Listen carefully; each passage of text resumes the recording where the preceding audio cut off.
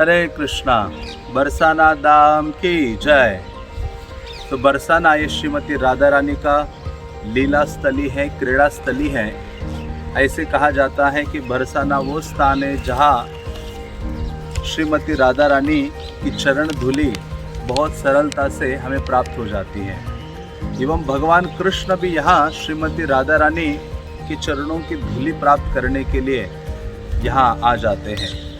तो ऐसे कई लीला स्थलियाँ हैं, उनमें से आज हम एक लीला स्थली में है जिसको कहा जाता है वृषभानु कुंड। वृषभानु कुंड या भानुखोर भी कहा जाता है, क्योंकि श्रीमती राधा रानी के जो पिता हैं महाराज वृषभानु यहाँ आकर प्रतिदिन स्नान किया करते थे। केवल वे ही नहीं आया करते थे, कीर्तिदा देवी भी आया करती थी। श्रीमती राधा रानी अपने कई सारे ललिता, विशाखा, अष्टसखी, कई सारे सखियों के समेत यहाँ स्नान करने के लिए आया करती थी। और एक कल्प में वर्णन आता है कि यही वो स्थल है। एक कल्प में महाराज वृषभानु को श्रीमती राधा रानी सहस्रदल कमल में यहाँ ही प्राप्त हुई थी। तो ये इस कल्प का तो वर्णन नहीं है, लेकिन कई सारी लीलाओं में दो लीलाओं का हम वर्णन करेंगे।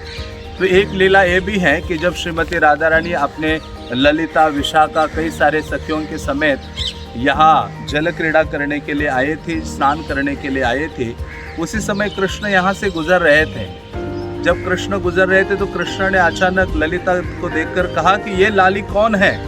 तो श्रीमती राधा रानी को की ओर देखते हुए ललिता से पूछा कि ये लाली कौन है।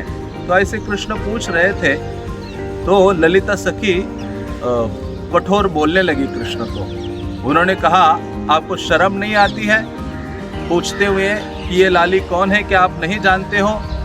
हाँ, किस प्रकार से आपको बोलना चाहिए। तो ललिता देवी कठोर वचनों से कृष्ण पर मानो एक प्रहार कर रही है, उनके ऊपर क्रोधित हो गई है। और ये जब श्रीमती राधा रानी ने सुना या देखा तो राधा रानी थोड़ी सी दुखी हो गई और राधा रानी ललिता सखी पर रुठ गई और बाकी अपने अन्य सखियों को लेकर राधा रानी किसी दूसरे अन्य तट पर जाकर जल क्रीड़ा करने लगी, जल में स्नान करने लगी, खेलने लगी। तो उस समय कृष्ण थोड़े दूरी थे। कृष्ण ने देखा तो ये सारे मग्न है अभी जल क्रीड़ा करने में।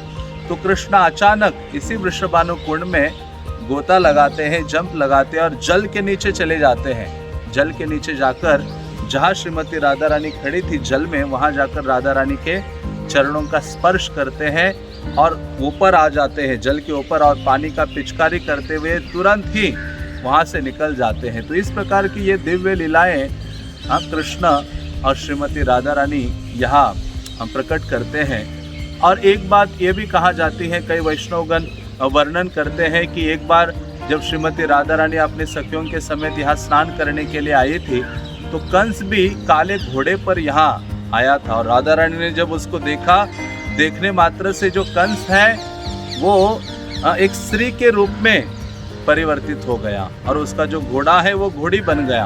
अभी ये कंस को कंसिनी गोपी कहा जाता था और ये शरीर से बहुत मोटा होने के कारण ये जो गोपिकाज है, ब्रज गोपिकाज, अन्य गोपियाँ उस कंसिनी गोपी को मोटल्ली गोपी कहकर पुकारा करते थे।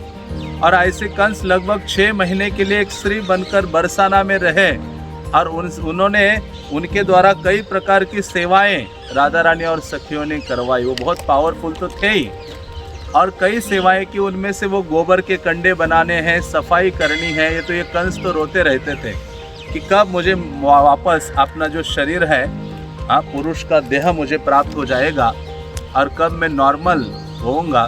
तो कई बार राधा रानी के चरणों में गिरकर उन्होंने प्रार्थना की, उनके चरण पकड़े और फाइनली वृषभानु महाराज ने कहा कि आप अभी इसको क्षमा कर दो, माफ़ कर दो। और फिर राधा रानी कहती है कि दोबारा तुम इस स्थान में नहीं आना है।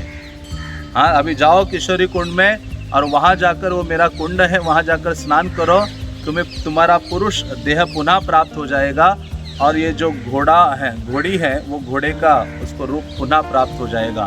तो इस प्रकार से ये कंस कंसिनी गोपी यहाँ बना था राधा रानी की कृपा से।